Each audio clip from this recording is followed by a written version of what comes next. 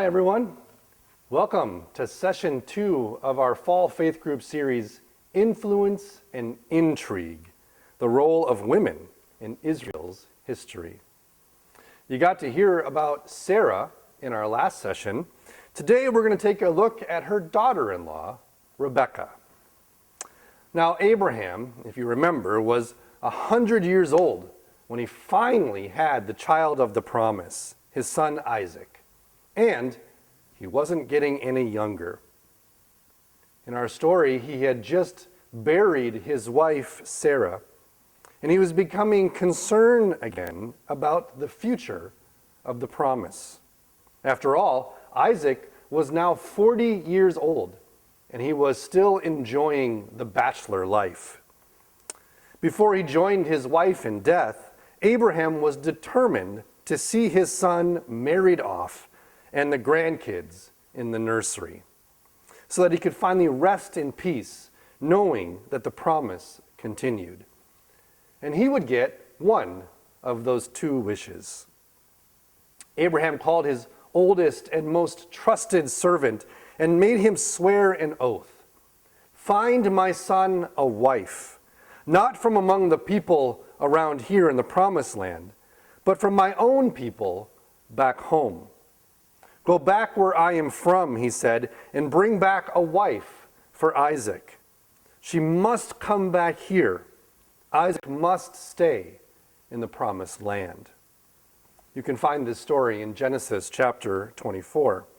So the servant went back to Abraham's homeland in Mesopotamia, and he came to a well, and there he prayed that God would send to him Isaac's wife, Isaac's future bride.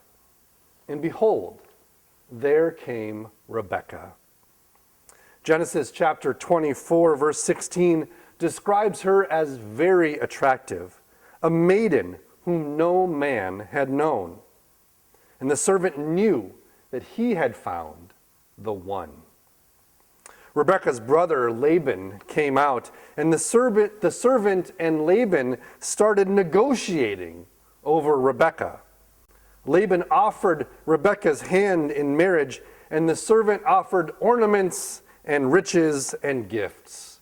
So romantic.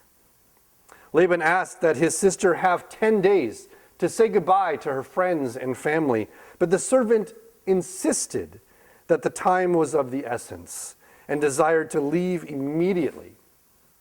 Finally, someone had the bright idea to actually ask Rebekah what she thought. Walt Wangren, who's a brilliant storyteller, describes the scene like this in his book called The Book of God. Laban said, "Oh, sir, no. Let the maiden take time to say goodbye. Be our guest in the meantime, at least 10 days. "Please," said the servant. "The journey is a long one. The season will turn to rain soon. Please." Laban said, "We should let Rebekah decide." Immediately, Rebekah said, "I will go." Thus did Rebekah, this woman of quick conviction and utter self-assurance, in a night and day transform her life thereafter and evermore. The first thing that we learn about Rebekah is that she's more than just good looks. She is incredibly brave, leaving all that she knows in the drop of a hat to go to a foreign land and marry a stranger many years older than she is. But the servant chose well. For Isaac, it's love at first sight. They get married, they settle down, and live happily. Abraham also gets married again to a woman named Keturah, who gives birth to 6 more kids, which is kind of awkward. Abraham is about 170 years old at this point, and he's still cranking out kids. Talk about weird family gatherings, right? But then, old Father Abraham dies.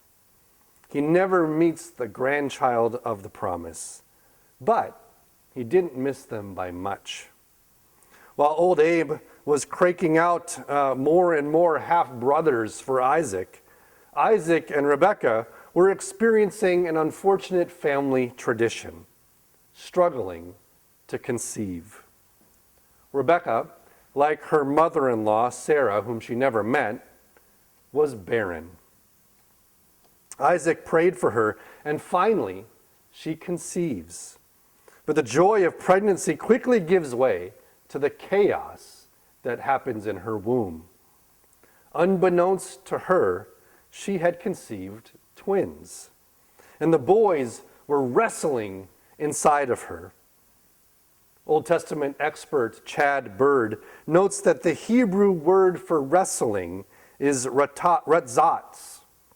It's a word which, in other Old Testament occurrences, is translated crush, as in when a woman crushes the head of King Abimelech with a millstone, or when the prophet Amos describes how the well-off crush the needy. It's a violent word, and this is happening in Rebekah's womb. It's no wonder then that she cries out, "If this is the way it's going to be, why go on living?" The blessing of pregnancy had become a curse for her. So God informs her what's going on. He says, 2 nations are struggling in your womb. 2 peoples from within you shall be divided. One shall be stronger than the other. The older shall serve the younger. She learns that she's having twins, which explains the womb wrestling. But then God gives her that mysterious last line, the older shall serve the younger. In a culture when the oldest son receives the preferential treatment, this was countercultural. It makes you wonder, knowing how Rebekah treats her 2 sons, which we'll look at in a second, does this oracle influence her attitude and actions towards her boys? Well, history then repeats itself. A famine comes over the land, so Isaac, Rebekah, and the boys, they head to Egypt. And there, Isaac follows in his father's footsteps and borrows one of his old tricks. He passes his attractive wife off as his sister. Well, the biblical account is often silent at how first Sarah and then Rebekah react to such a ploy. But I like the way Walt Wangren describes this tense scene, again in his book, The Book of God. Suddenly, Rebekah snapped out of her meditations. "Isaac," she said sharply, "I think I want you to answer this question." "What question?" he said. "Why Abimelech would be concerned about our lying together. If a wife wants children, what is that to a king?" "A wife?" Isaac mumbled low. "A wife, yes. Not a sister." "What? What did you say?" she asked. "I said, not a sister." "Isaac, turn and look at me. What do you mean, not a sister?" Isaac turned, but did not look at his wife. He said, "When we first came here, the men of Gerar saw how beautiful you are, and they asked about you. Well, I was afraid they might kill the husband to get at his wife, but for a sister they would let the brother alone. I told them that you were my sister." Rebekah gazed at Isaac for a while, sitting as straight as a rod of iron upon her mount. Then she removed her veil and gathered her robes tightly around her body, snatching the bridle from her husband's hand, turned the donkey, and rode back alone to the tents. Let Isaac keep his interview with the king. Let Isaac explain his own folly. Let Isaac grant her respectability again with a confession, and with a confession make her his wife for a second time. But now she was convinced. The time had come to move on. Yeah, I can see how Rebekah may have reacted that way. Isaac's probably lucky he didn't fare worse in that exchange. So the family of the promise moved on again. And then when they settled, Esau took 2 Hittite wives. And the end of Genesis chapter 26 describes that these 2 new daughters-in-law made life bitter for Isaac and Rebekah. Well, this probably made it even easier for Rebekah to favor her youngest son over her oldest son and his 2 crazy wives. It's funny, if you were to ask my kids who was my favorite child, well, you'd get lots of different answers. Depending on which kid you would ask, you would hear, oh, Josiah's the favorite, or you always like Luke the best. No, Emma's obviously the favorite. Lydia, it's obvious that you are the favorite. You know what? That's the way I like it. Keep them guessing, keep them on their toes. But it's no mystery with Rebekah. Genesis 27 shows how deep that favoritism was and how far she would go because of it. Rebekah had been around her husband and his family long enough to know how powerful the promise was and the blessing that goes along with it. She experienced how Isaac received Abraham's full inheritance, while Ishmael and Keturah's 6 sons received a fraction. In her mind, she was determined. There was no way that Esau and his 2 psycho wives were getting all the benefits of Isaac's inheritance, with Jacob being left out in the cold. Note even the way that the sons are described in Genesis. In chapter 27, verse 5, it says, "Now Rebekah was listening when Isaac spoke to his son Esau." And then a verse later it says, Rebekah said to her son Jacob. Chad Bird then describes Rebekah's scheme like this. Rebekah's devious plan of beatitude theft is basically this: the Esauification of Jacob.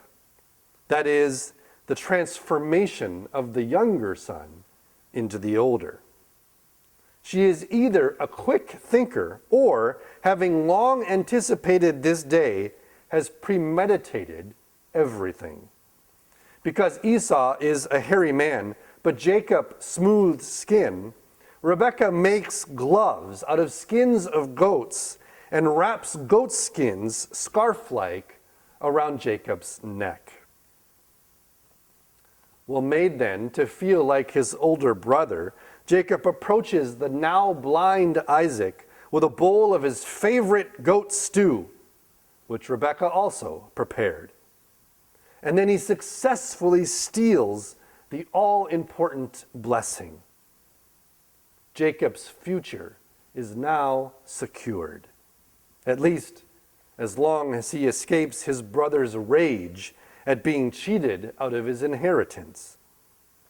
So Rebekah, concerned for Jacob's safety, sends him off to live with his uncle and her uncle Laban. She promises him, "Once your brother is over all this, I will send for you." But Walt Wangren explains, Rebekah never got to send the message that Jacob could come home again. She died before she could believe in his safety. She died without ever seeing her son again. And as she was gathered into her husband's people, to Abraham and Sarah in the cave of Machpelah. It's a sad ending for Rebekah, who lived out the rest of her days with her bitter older son and his 2 harassing wives. But she did all she could for the son that she loved. And because of her sacrifice, Jacob would go and meet his own wives, and the 12 sons that he had would become the tribes of Israel. And the promise would go on. The older would serve the younger, and Rebekah saw to it. Whether out of obedience to the prophecy or fulfillment of the prophecy, it doesn't matter. Her love for Jacob was genuine. So Rebekah is a remarkable Old Testament figure, living in a very patriarchal society. Her brother gave her away in marriage. Her husband passed her off as his sister, and her husband had all the blessings and inheritance doled out, but she was often overlooked. But overlook her at your own risk. In the midst of the movers and shakers, Rebekah maneuvered behind the scenes, displaying courage, fortitude, and even mischievous cunning. And God used it all. So, talk about Rebekah. Was she right in doing what she did? What would you have done in her shoes? What would you have done if your 170-year-old father kept having kids? Should be an interesting talk. We'll see you in church.